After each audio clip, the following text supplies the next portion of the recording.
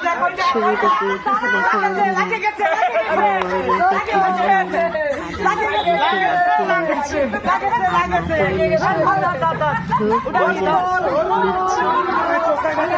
আমি তো আগে কালার মেখে গায়ে জল ঢেলে কাদাগুলো ধুয়ে নিয়েছি।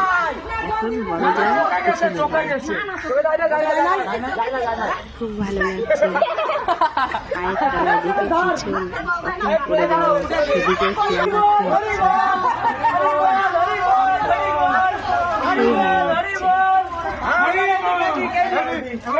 মাটিগুলো এক জায়গায় করে ছাড়িয়ে প্রত্যেককে এইভাবে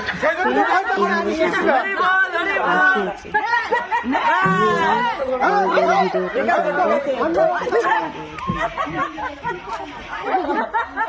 যাদের মাখানোর সময় আমি ছিলাম না,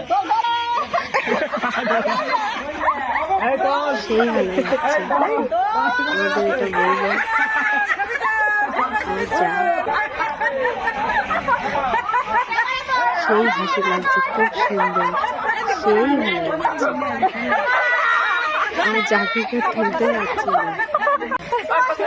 সবাই মিলে তোলার চেষ্টা করছে, পারছি না। সেই ভালো লাগছে, আবার আগামী আছে।